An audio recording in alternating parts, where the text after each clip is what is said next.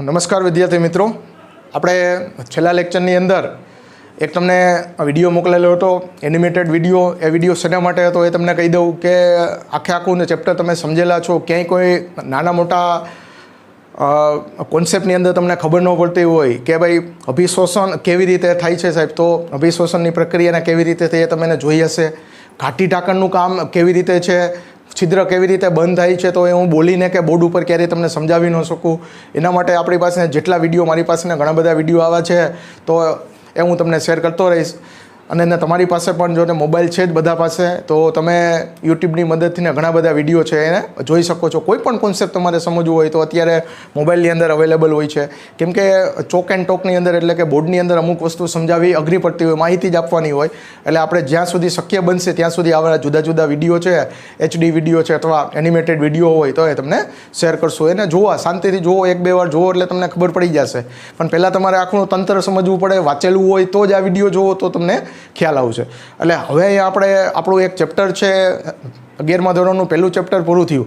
હવે તૈયારીમાં શું એમ તો આપણા મનમાં બધાને શરૂઆતમાં એક પ્રશ્ન હતો, સાહેબ નીટની તૈયારી કેવી રીતે થાય?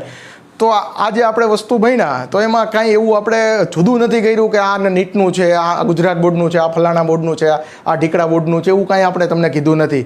જો આપણે જનરલ એક ટોપિક ભણી ગયા, સિસ્ટમ ભણી ગયા કે ભાઈ આપણે આપણા શરીરની અંદર પાચનની ક્રિયા કેવી રીતે થાય, પાચન કરવા માટે કેટલા અંગો આવેલા હોય, કેટલા સહાયક અંગો આવેલા, કેટલું આવેલું, આ બધી વસ્તુ તમે જોઈ ગયા, એને તમે પચાવી લ્યો. એટલે નીટનો કોઈ પણ પ્રશ્ન એની અંદરથી જ આવવાનો કે એ આમ કાંઈ હાથી ઘોડો થોડોક છે અંદર ગમે ત્યાંથી પ્રશ્ન પૂછી લે, એવું ના હોય. ટેક્સ્ટ બુકમાંથી જ આવવાના, ટેક્સ્ટ બુકના કોન્સેપ્ટમાંથી જ આવવાના છે. પણ તમે થોડુંક આગલું ભણેલા હોય એ પણ તમને આવડવું જોઈએ. દાખલા તરીકે આજે આપણે એ જ વાત કરવાની, હજી આપણે નવું ચેપ્ટર શરૂ નથી કરતા, આવતા લેક્ચરથી આપણે નવું ચેપ્ટર શરૂ કરીએ છીએ. આજે હું તમને ડેમો માટે કેટલાક પ્રશ્નો આપું કે ભાઈ નીટની અંદર કેવા કેવા પ્રશ્નો પૂછાઈ જાય છે. એની પહેલાં વાત કરું તમને, છેલ્લા લેક્ચરની અંદર આપણે કેટલાકના રોગો ભણ્યા હતા, યાદ હોય તો તમને. રોગોની અંદર આપણે ક્વાશિયાકોર, મરાસમસ, ઉલટી, બરાબર, કબજિયાત, આવા બધા રોગો ભણ્યા હતા. પછી કેટલાક વિટામિન આધારિત રોગોની તમને વાત કરેલી હતી કે ભાઈ વિટામિનની ખામીથી પણ કેટલાક રોગો થાય છે. એમાં આપણે કીધું હતું વિટામિન એની ખામીથી થતો રોગ, હું બોલ્યો તો રત આંધળાપણું, વિટામિન એની ખામીથી થતો રોગ છે, યાદ રાખજો, રત આંધળાપણું. એવી રીતે વિટામિન બીનો તો આખો મોટો કોમ્પ્લેક્સ છે, સમૂહ છે, બરાબર, પણ અત્યારે ખાલી આપણે વિટામિન બી લખી. વિટામિન બીની ખામીથી થતો રોગ છે બેરી રોગ છે. વિટામિન સીની ખામીથી થતો રોગ છે સ્કર્વી રોગ છે. વિટામિન ડીની ખામીથી થતો રોગ છે સુક્તાન, હાડકાનો રોગ છે. વિટામિન ઈની ખામીથી કેટલાક ચામડીના અને બીજા એલર્જી સબબ રોગો થવાના છે. તો હજી એક કહી જ દે ભેગા, જો કે આવશે જ આ તો, વિટામિન કે રક્તસ્રાવ સંબંધિત, એટલે કે એને રુધિર જામી જવાને લગતા પ્રશ્ન,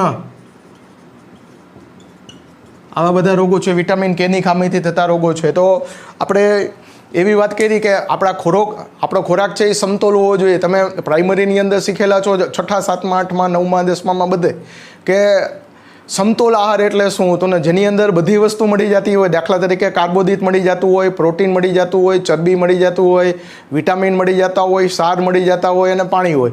પૂરેપૂરી વસ્તુ મળે, એને આપણે સમતોલ આહાર તરીકે ઓળખતા. પછી ત્યાં આપણે બીજી પણ વાત કરેલી હતી, દાખલા તરીકે એટલે તમે આગળ ભણેલા છો કે કાર્બોદિત છે એટલે કે સ્ટાર્ચ. આ સ્ટાર્ચ મોટે ભાગે ક્યાં હોય? ધાન્યોની અંદર હોય, બરાબર. આ કાંઈને નવું નથી કહેતો હું તમને. ધાન્યોની અંદર કાર્બોદિત એટલે સ્ટાર્ચ હોવો જોઈએ. ધાન્ય કોને કહી? ઘઉં, ચોખા, બાજરો, આ બધાના ધાન્યો છે. તો રોજબરોજની અંદર આપણે આવા ધાન્યોનો ખોરાક તરીકે ઉપયોગ કરતા જ હોઈએ છીએ, તો એમાંથી પુષ્કળ કાર્બોદિત મળશે. પછી આપણે પ્રોટીન શેમાંથી મળશે? તો કે કઠોળ વર્ગની વનસ્પતિ છે, કઠોળ, ચણા, મગ, અડદ, તુવેર, સોયાબીન, આમાંથી આપણે પ્રોટીન મળતું હોય. ઈંડા, માંસ, માછલી, ઈંડા અને માછલીમાં પણ વધારે હોય છે, ઈંડા અને માછલીની અંદર. પછી ચરબી ક્યાં મળશે આપને? ઘીમાંથી મળશે ને તેલમાંથી મળશે, માંસમાંથી ચરબી મળે, બરાબર. માછલીમાં પણ હોય છે, પણ માછલીમાં પ્રોટીનની માત્રા છે એ વધારે હોય છે. પછી વિટામિન ક્યાંથી મળતા હોય છે? વિટામિન તો કે ફ્રૂટમાંથી, ફ્રૂટ કરતાં ફળ લખીએ, ફળોમાંથી મળે અને જુદા જુદા શાકભાજીમાંથી આપને વિટામિનો મળતા હોય છે. સાર પણ ક્યાંથી મળે છે? શાકભાજીમાંથી મળતા હોય છે. અને પાણી છે ને દરેક ખોરાકની અંદર હોય જ છે. બાકી દૂધને આપણે સમતુલ આહાર કહી છીએ, એકમાત્ર એની અંદર વિટામિન સી નથી હોતું. વિટામિન સી સિવાય બધી જ વસ્તુ એની અંદર હાજર હોય છે. એટલે હું તમને એ વાત કરું છું, આ બધું તમે ભણીને આવ્યા છો એટલે ને નીટની અંદર ક્યારેક એવું પણ થાય કે એમને ટેક્સ્ટબુકની અંદર ન હોય એવો કોઈ પ્રશ્ન આવ્યો હોય, પણ એ એવું ન હોય કે તમે ભણ્યા જ ન હોય ક્યારેય, એવો પ્રશ્ન ન હોય. હવે દાખલા તરીકે એક હું તમને વાત કરું કે એક ઉદાહરણ કેવો પ્રશ્ન હોઈ શકે. તો પ્રશ્ન આવો બનાવે એ લોકો કે તૃષા નામની એક છોકરીએ સાંજે ને ચણા ખાધા છે, ચણાનું શાક ખાધું છે, તો એના પાચનની શરૂઆત ક્યાંથી થશે? મુખની અંદર થશે, જઠરની અંદર થશે, નાના આંતરડાની અંદર થશે કે મોટા આંતરડાની અંદર થશે? શું કહું છું, તૃષા નામની એક છોકરીએ ખોરાકની અંદર માત્ર ચણા ખાધા છે, તો એના પાચનની શરૂઆત ક્યાંથી થશે? મુખમાંથી થાય, જઠરમાંથી થાય, નાના આંતરડામાંથી થાય કે મોટા આંતરડામાંથી થાય? તો તમે જવાબ આપો, ક્યાંથી થશે? તો આપણે એમ કહીએ સાહેબ મુખમાંથી થાય. તમે તો કીધું હતું મુખમાંથી પાચનની શરૂઆત થાય. તો મુખમાં ક્યાં પાચનની શરૂઆત કીધી હતી આપણે? કાર્બોદિતના પાચનની, સ્ટાર્ચનું પાચન છે એની શરૂઆત ક્યાંથી થાય? મુખની. પ્રોટીનના પાચનની શરૂઆત ક્યાંથી થાય છે? તો જો પ્રોટીનનું પાચન યાદ કરો, ક્યાંથી કર્યું હતું આપણે? જઠરમાંથી કર્યું હતું. જઠરની અંદર પેપ્સિન અને રેનિન જેવા ઉત્સેચકો હોય જે પ્રોટીનનું પ્રોટીઓસિસ અને પેપ્ટોનમાં રૂપાંતરિત કરે છે. આ ઘટના છે એટલે એનો જવાબ આવશે જઠર. તો આવા પ્રશ્ન હોય છે, થોડોક એક સ્ટેપ આગળ જતા હોય છે, એમાં બીજું કાંઈ હોતું નથી આમ. તો આપણે આટલી ખબર. હવે આ તો તમને અત્યારની 6થા ધોરણની બુકની અંદર છે, તમે પણ 6થા કે 7માની અંદર આ વસ્તુ ભણેલા હશો. 5મા ધોરણની અંદર આવતું હોય સમતોલ આહાર છે. તો બહુ સામાન્ય માહિતીઓ હોય છે. તો આ બધાને આપણે સમતોલ આહાર કહીએ છીએ. એની અંદર વિટામિનની ખામીથી થતા કેટલાક રોગો છે, આ વધારાની માહિતી છે ને છતાં યાદ રાખાયા, બરાબર. પ્રોટીનની ખામીથી થતા રોગો આપણે જોઈ ગયેલા છીએ. હવે આપણે છેલ્લા કેટલાક વર્ષોની અંદર, છેલ્લા 10 વર્ષની અંદર પૂછાઈ ગયેલા પ્રશ્નો, કેવા કેવા પ્રશ્નો હોય છે એની આપણે ખાલીને ચર્ચા કરીએ એટલે તમને ખબર પડે. તમારી પાસે જે પણ ગાઈડ હોય એ ગાઈડની અંદર પાછળ છે ને જુદી જુદી કોમ્પિટિટિવ એક્ઝામમાં પૂછાયેલા પ્રશ્ન આપેલા હોય એ તમારે સોલ્વ કરવાના. જેને ન સોલ્વ થાય એ મને કહેજો, તમે વોટ્સઅપ મને કરો એટલે હું તમને સોલ્વ કરી આપીશ. પણ એની અંદર ઘણીવાર એવું થાય કે તમે ભાઈ 1970નો પ્રશ્ન સોલ્વ કરો, તો ભાઈ 1970નો પ્રશ્ન સોલ્વ કરવાની જરૂર ન હોય. અમુક વર્ષો પછી સિલેબસ બદલતો હોય એટલે તમે છેલ્લા 10-12 વર્ષોના પેપરને જોઈ લ્યો તો એ ટૂંકમાં નવી ટેક્સ્ટબુકને આધીન જે પ્રશ્નો હોય એ પ્રશ્ન તમારે સોલ્વ કરવાના હોય છે. છતાંય બીજા કોઈ હોય તો તમે મને કહી શકો છો. હવે આપણી પાસે એક બુક છે, છેલ્લાના 10 વર્ષની અંદર પૂછાઈ ગયેલા પ્રશ્નો છે બધા. એની અંદર આ ચેપ્ટરમાંથી ને કેવા કેવા પ્રશ્ન પૂછાયેલા છે એની આપણે ચર્ચા કરીએ એટલે તમને ખબર પડે કે આપણે જે વસ્તુને જોયેલા, જે વસ્તુ સમજેલા છે એ મુજબ કાંઈ આવે છે કે નહીં, બરાબર.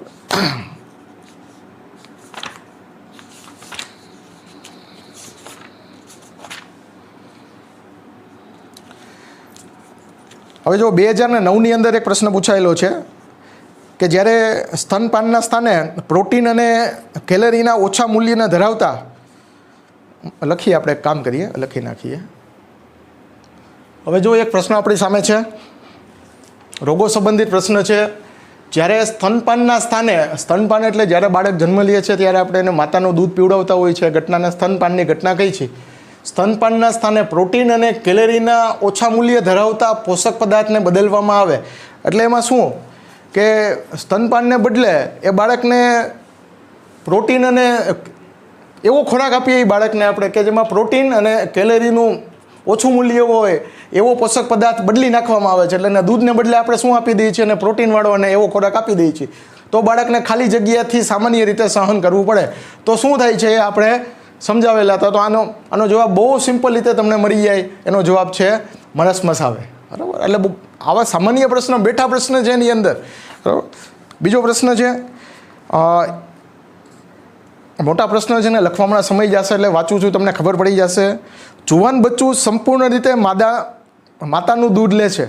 જુવાન બચ્ચું એટલે એક બાળકની જ વાત છે. સંપૂર્ણ રીતે માતાનું દૂધ લે છે, જે સફેદ રંગનું હોય છે. માતાનું દૂધ સફેદ રંગનું હોય છે, પરંતુ બચ્ચું જ્યારે મળ ત્યાગ કરે છે, એટલે જ્યારે મળ કરે છે ત્યારે તે મળનો રંગ પીળો હોય છે. તો આ પીળો રંગ શેને કારણે હોય છે? તો જ્યારે બાળક દૂધ પીશે એ તો સફેદ કલરનું છે, પણ બાળકનું મળ છે એ પીળા રંગનું શા માટે હોય છે? 4 વિકલ્પો આપ્યા છે. પિત્ત રસમાંના પિત્ત રંજકો, અપાચિત દૂધમાં પ્રોટીનનું કેસીન, પકવાશયમાં ઠલવાતો સ્વાદુરસ કે આંતરરસ. તો આપણે યાદ કરો ને, પીળા રંગના પદાર્થો કીધા હતા પિત્ત રસની અંદર, બિલીરુબિન અને બિલીવર્ડિન છે, બરાબર. તો આ સારોને કારણે છે એ બાળકની અંદર મળ છે એ પીળા રંગનું. આમાં એનસીઆરટીની અંદર બેઠો પ્રશ્ન આપેલો છે એટલે એનો જવાબ એ આવી જાય છે, ખ્યાલ આવી જાય એવો છે. પછી એના પછીનો એક પ્રશ્ન છે એ પણ 2009ની અંદર પૂછાયેલો છે. નીચે આપેલ પૈકી માનવમાં ખોરાકના ઘટકોની કઈ જોડ જઠરમાં સંપૂર્ણ રીતે અપાચિત રહે છે? નીચેનામાંથી કઈ જોડ જઠરમાં અપાચિત રહે છે, એટલે એનું પાચન થતું નથી?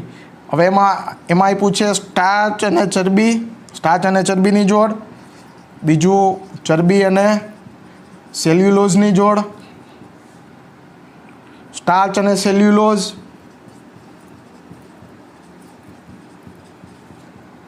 પ્રોટીન અને સ્ટાર્ચ. હવે જુઓ, આની અંદર તમારે શું કીધું છે કે નીચેનામાંથી કઈ જોડ જઠરની અંદર અપાચિત રહે છે, એટલે જઠરની અંદર પાચન થતું નથી, જોડ ગોતવાની છે આપણે. જઠરની અંદર અપાચિત રહે એવી જોડ ગોતવાની છે. તો એની અંદર જોવો જોઈએ, જઠરની અંદર આપણે શું કીધું હતું? માત્ર પ્રોટીનનું રૂપાંતર પેપ્ટોન અને પ્રોટીઓસિસની અંદર કીધું હતું, બીજું કોઈ જાતનું કામ આપણે ત્યાં કરેલું નથી. એટલે ખાલી પ્રોટીનનું કામ થાય. એટલે આ જોડ સ્ટાર્ચ છે, સ્ટાર્ચનું કામ થવાનું નથી. ચરબીનું કામ ત્યાં થાય. જો ને લાઇપેજ ઉત્સેચક હતો પણ એ પાચનમાં મદદ કરશે, બરાબર, એટલે આ જવાબ નહીં આવે. પછી આ જવાબ જોવો જોઈએ, ચરબી અને સેલ્યુલોઝ, બરાબર.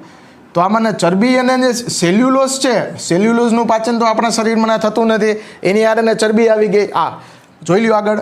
પછી છે સ્ટાર્ચ અને સેલ્યુલોઝ, બરાબર. શું આપ્યું છે? સ્ટાર્ચ અને સેલ્યુલોઝ. ત્યાર પછી આપ્યું છે પ્રોટીન અને સ્ટાર્ચ. તો ભાઈ પ્રોટીનનું પાચન તો થાય જ છે.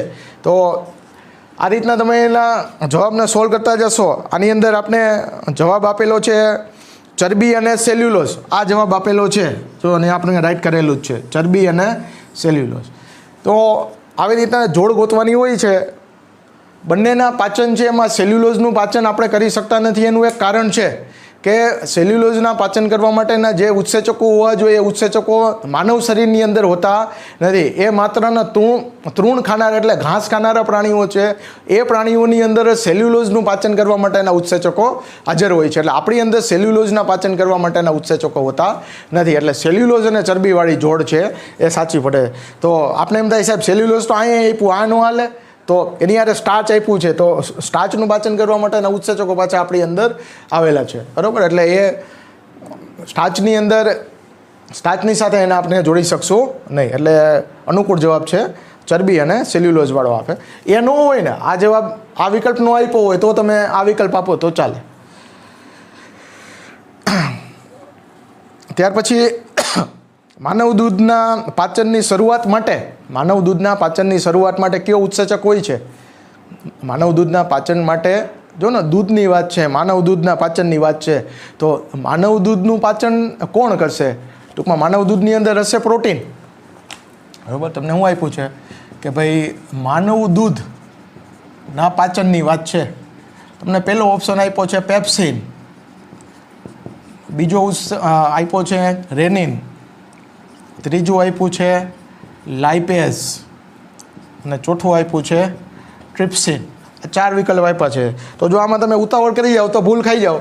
માનવ દૂધના પાચન અથવા માનવ દૂધની અંદર રહેલા પ્રોટીનના પાચન સાથે નીચેનામાંથી કયો ઉત્સેચક સંકળાયેલો છે, તો આપણે સીધો એ વિકલ્પ જોઈ એટલે ધડાકો મારી જ દેશું, સીધી બધા ફેરવી દેશું વિકલ્પ એ. એમ નહીં, જો માનવ દૂધ છે એટલે આપણે જો ને નાના બાળકની અંદરનું એક અલગ સમીકરણ તમને આપ્યું હતું કે ભાઈ નાનું બાળક હોય એની અંદર રેનિન નામનો એક ઉત્સેચક હોય છે, એવું તમને સ્પષ્ટ કીધેલું છે. તો આ માનવ દૂધના પાચન છે એટલે માતાનું દૂધ પીતું હોય તો માતાનું દૂધ તો કોણ પીવાનું છે? બાળક હોય એ જ પીવાનું છે. તો બાળકની અંદર પાચન માટેનો કેવો ઉત્સેચક આવેલો છે? રેનિન આવેલો છે. તો આમાં ભૂલ થઈ જાય, ઉતાવળથી ભૂલ થઈ જાય, બાકી પ્રશ્ન સિમ્પલ જ છે. પછી બીજો જેવો એક ભૂલ કરાવનાર પ્રશ્ન આપ્યો છે, સ્વાદુરસના બંધારણીય ઘટકો પૈકી શું આપ્યું છે? સ્વાદુરસના બંધારણીય ઘટકો. તો સ્વાદુરસનું બંધારણ છે મેં તમને યાદ રાખવાનું કીધું હતું. તો એમાં વિકલ્પો આપ્યા છે ને ટ્રિપ્સિનોજન, કાઇમોટ્રિપ્સિન, ટ્રિપ્સિન અને એન્ટેરોકાઇનેઝ. આ વિકલ્પ આ એકદમ સિમ્પલ છે. 4 માર્ક એમને તમને મફતના મળી જાય. જુઓ, સ્વાદુરસના બંધારણને યાદ કરો તો સ્વાદુરસના બંધારણની અંદર શું કીધું હતું આપણે? ટ્રિપ્સિનોજન, કાઇમોટ્રિપ્સિનોજન, પ્રોકાર્બોક્સીપેપ્ટિડેઝ યાદ આવે છે, એમાઇલેઝ, લાઇપેઝ, બરાબર, ન્યુક્લિયસ.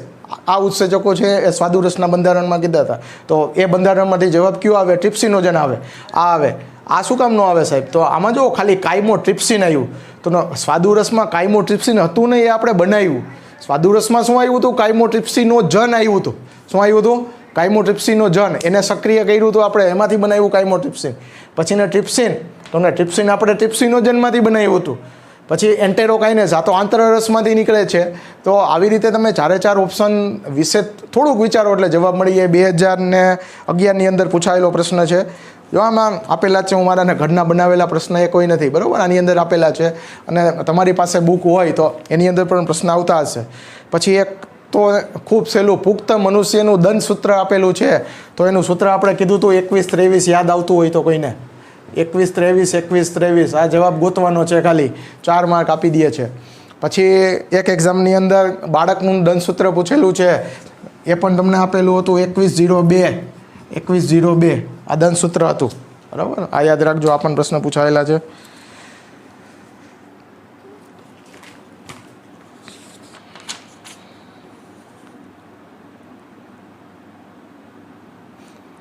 પછી એક પ્રશ્ન એવો આપ્યો છે, નાના આંતરડાની અંદર પ્રચુષી કોષો એટલે જે શોષણ કરતા કોષો છે, અભિશોષણ કરતા કોષો છે, એટલે રસાંકુરો ને એ બધા, નાના આંતરડાના પ્રચુષી કોષોમાં ફ્રુક્ટોઝનું શોષણ કયા પ્રકારે થાય છે? તો આપણે જુદા જુદા ભાગ કર્યા હતા, સાદું પ્રસરણ, સાનુકૂલિત પ્રસરણ અને સક્રિય વહન. તો એમાં સુક્રોઝ છે, ફ્રુક્ટોઝ છે, એનું શોષણ કેવી રીતે થાય છે એ તમને કીધેલું જ છે, બરાબર. એવો બહુ સરળ પ્રશ્ન આપેલો છે તમને. પછી બાળકોની અંદર જઠ્ઠરસ શું ધરાવે છે? એટલે બાળકોના જઠ્ઠરસનું બંધારણ તમારે આપવાનું છે.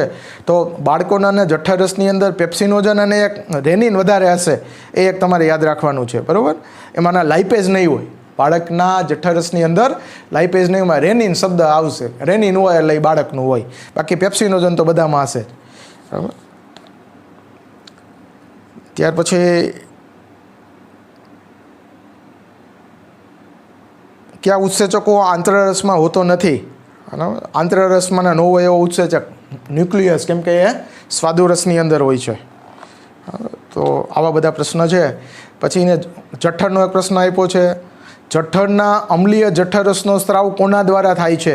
અમ્લીય જઠરસ, અમ્લીય એટલે એસિડિક ને જઠરસનો સ્રાવ કોના દ્વારા થાય છે? એવો એક પ્રશ્ન આપેલો છે. એની અંદર આપણે એમ કીધું હતું મંદ HClનો સ્રાવ છે એ પેરાટેલ કોષો દ્વારા થાય છે. તો આવા બેઠા પ્રશ્ન છે, 2016ની અંદર પૂછાયેલો પ્રશ્ન છે, બરાબર. પછી મરાસ્મસ અને ક્વાસિયાકોર વિશેનો તફાવત આપેલો છે, બરાબર. પછી કોલિયોસિસ્ટીન કાઇનિન નામનો હોર્મોન છે ને કોના ઉપર કામ કરે છે? એટલે પહેલાં તમે આખું ચેપ્ટર, હું તમને શું કહેવા માગું છું, તમે આખું ચેપ્ટર તૈયાર કરી નાખો. આખું ચેપ્ટર તૈયાર થઈ જાય ત્યાર પછી જ એના બધા MCQઓ આવા કોમ્પિટિટિવ એક્ઝામમાં પૂછાતા MCQ સોલ્વ કરો. એમાંથી તમને કહું 95% MCQ તમને આવડી જશે. જે 2-5 MCQ ન આવડે એના ફોટા પાડીને મોકલો, એટલે આપણે બધા ભેગા મળીએ અને એને સોલ્વ આઉટ કરીએ. પણ તૈયારી કરો એટલે ક્યારેય તમે એવું ન કરતા કે આખું ચેપ્ટર પૂરું કરી નાખ્યું, આખું ચેપ્ટર પૂરું થાય એટલે પછી એના 200-500 MCQ એકારે વાંચી લે કે જ્યારે ટેસ્ટ આવે ત્યારે વાંચીએ. અત્યારે ટેસ્ટનો કાંઈ પ્રશ્ન નથી, પણ જો તમે ટોપિક વાઇઝ, માની લો એક દિવસ મેં તમને મુખ અને મુખગુહા જઠ્ઠર સમજાવેલું હતું, તો એ બધું તમે પૂરેપૂરી રીતે સમજી લ્યો. ગાઈડની અંદર એને લગતા જેટલા પ્રશ્નો છે એ જોઈ લ્યો.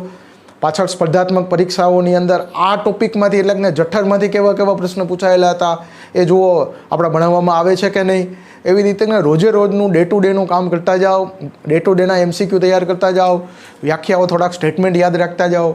જે કાંઈ પણ તમને પ્રશ્ન હોય એ બીજો લેક્ચર આવે એની પહેલાં તમે પૂછી લ્યો, કોઈ પણ સંકોચ રાખ્યા વગર. કાંઈ ન કરી શકો તો વોટ્સઅપની અંદર ફોટો મોકલશો, અનુકૂળ સમયે તમારું એનું સોલ્યુશન આપવામાં આવશે. તો આ રીતને ધીમે ધીમે તમે કરતા જાઓ એટલે તમે જોશો આ પ્રશ્ન હું બોલ્યો આમાંથી કયો પ્રશ્ન તમને ન આવડે એવો છે અને આપણે જે બોલેલા ન હોય તો ને દરેક વખતે આવી રીતે આપણે સોલ્વ કરાવવામાં એક લેક્ચર બગાડવો જરૂરી ને નથી હોતો, કેમ કે કેટલાકને આવડતા હોય તો એનો બિનજરૂરી સમય જાય છે. એટલે આપણે એવું કરવાનું છે કે તમને જે કોઈ પણ પ્રશ્નમાં પ્રોબ્લેમ હોય એ પ્રશ્ન તમે વોટ્સઅપ દ્વારા મોકલો એટલે એનું સોલ્યુશન તમને મળી જાય. જેને જે પ્રશ્ન ના આવડતો હોય એ પ્રશ્નનું સોલ્યુશન મળી જાય. પણ હું એમ કહું છું કે તમે વ્યવસ્થિત તૈયાર કરશો એટલે બધા જ નીટમાં પૂછાયેલા પ્રશ્ન એ ક્લાસરૂમની અંદર આવી ગયા. કદાચ કોઈને છૂટી ગયો હોય કે કોઈ અલગ રીતે સમજાયેલો હોય તો એ પ્રશ્ન તમે પાછળથી પૂછી શકો છો.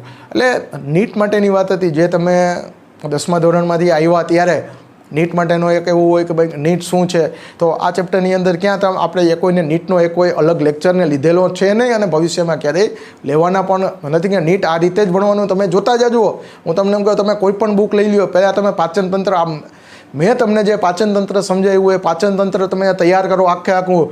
જેટલી વસ્તુ તમને સમજાવી છે, જેટલી વસ્તુ યાદ રાખવાની કીધી એટલી વસ્તુ યાદ રાખો અને પછી તમે ભારતમાં મળતી કોઈ પણ બુક છે એને લઈ લો. ચૂટકીની અંદર તમારી કીધે એ બુક સોલ્વ થવાની છે.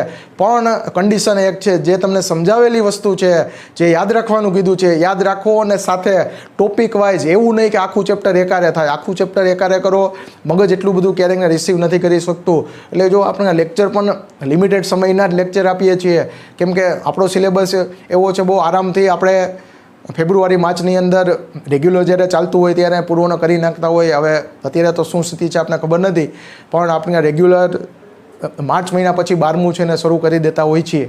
તો એક વ્યવસ્થિત સિસ્ટમથી તમને તૈયારી કરશો એટલે તમને કોઈ જાતની તકલીફ પડવાની નથી. એટલે તમે એક ડેમો માટે જ મેં તમને આ કીધેલું છે કે તમે તમારો એક ચેપ્ટરને તૈયાર કરો, પછીને તમારે જે કોઈ પણ રેફરન્સ બુક લેવી હોય એ રેફરન્સ બુક લઈને બેસી જાઓ. તમને મન પડે એ રેફરન્સ બુક આવીને ગેરંટી આપું છું, તમને રેફરન્સ બુક લઈને તમે બેસી જાઓ, તમારી કીધે 99% પ્રશ્ન સોલ્વ થઈ જાય. બરાબર. સિવાય કે કોઈ પ્રશ્ન એવો હોય કે જે NCERTમાં ન હોય ને એવા પૂછાયેલા હોય તો એ અલગ વસ્તુ છે. પણ એ તો દર વર્ષને સિલેબસ બદલતો હોય એટલે એટલો પ્રશ્નમાં ફેર આવતો હોય કે નીટની અંદર 90 પ્રશ્ન પૂછાતા હોય તો 88 પ્રશ્નો છે ટેક્સ્ટ બુકની અંદર પૂછાતા હોય. આપણે દરેક ચેપ્ટરમાં ચેક કરતું જવાનું તમારે. બરાબર. આ ચેપ્ટર પૂરું થયું, આ ચેપ્ટરના જેટલા પ્રશ્નો છે એ તમે જોઈ લ્યો. NCERTની અંદર છે બધા પ્રશ્ન તમને આવડતા હશે. NCERTનું બહારનું કાંઈ આવવાનું હોતું નથી. બરાબર. અને છતાંય તમને બુક સિવાય તમે ટેલી કરજો. બુકમાં ન હોય એવી પણ કેટલી બધી વસ્તુ તમને સમજાવેલી હોય જે અમને જરૂર લાગતી હોય. ઘણીવાર એને લગતા પ્રશ્ન પૂછાતા હોય તો એની માહિતી તમને આપેલી હોય. દાખલા તરીકે હમણાં જુદા જુદા વિટામિનોની વાત કરી હતી તો એમાં કેટલીક વાર એના પ્રશ્ન પૂછાઈ ગયેલા છે, તો એની વાત તમને કરેલી છે. એવી રીતને જ્યાં જે જરૂર લાગતી હશે, જ્યાં ઊંડાઈમાં આપણે જવાનું થશે ત્યાં જ આપણે ઊંડાઈમાં જશું. કેટલીક જગ્યાએ તમે વિડીયોને જોતા હશો તો એમાં એવું બનતું હોય કે એમાં તમને બિનજરૂરી વધારે ને ભણાવતા જતા હોય કે ભાઈ આ મંદ HCl બને છે, પેરાઇટલ કોષોમાંથી મંદ HCl બને છે, તો એ પેરાઇટલ કોષોનું બંધારણ કેવું હોય. હવે એ પેરાઇટલ કોષોનું બંધારણ આપણા કોર્સમાં જ નથી આવતું તો એ શું કામે ભણવું જોઈએ. બરાબર. જેને લગતો કોઈ પ્રશ્ન જ નથી આવ્યો તો એવા પ્રશ્નની અંદર ખોટુંને ડિટેલમાં જઈને તમારો સમય બગાડવો એ ન કરાય. એના કરતાં 2 પ્રશ્ન 2 વાર વધારે વાંચી લેવાય. એટલે ક્યાં કેટલું ઊંડાણમાં જવું હોય તેને જે તે વિષયના શિક્ષકને ખબર હોય એટલું જ તમારે એને તૈયાર કરવાનું થતું હોય. છતાં પણ કોઈ બુકની અંદર કોઈ તમારે પ્રશ્ન સમજવો હોય તો તમે સમજવાની છૂટ જ છે આપણે. પણ NCERTની અંદર આપેલી દરેક લાઈન આપણા લેક્ચરની અંદર સમજાવેલ બધી વસ્તુ તમારી પાસે તૈયાર હોય ત્યાર પછી જ તમારે અન્ય રેફરન્સ બુકનો ઉપયોગ કરવાનો થાય છે. તો આપણે બધા ચેપ્ટરની અંદર હવે આવી રીતના તૈયારી કરવાના છીએ. હવે આ ચેપ્ટરની અંદર કોઈ પણ જાતના પ્રશ્ન થયા હોય હું તમને વારંવાર કહું છું, અને ઘણા બધા લોકોના પ્રશ્ન વોટ્સઅપથી આવે છે, આ બહુ પસંદ આવે છે. નાની વસ્તુ તમે પૂછો છો એ ગમે છે, એટલે એમાં પૂછવામાં ક્યારેય સંકોચ રાખવાનો નહીં.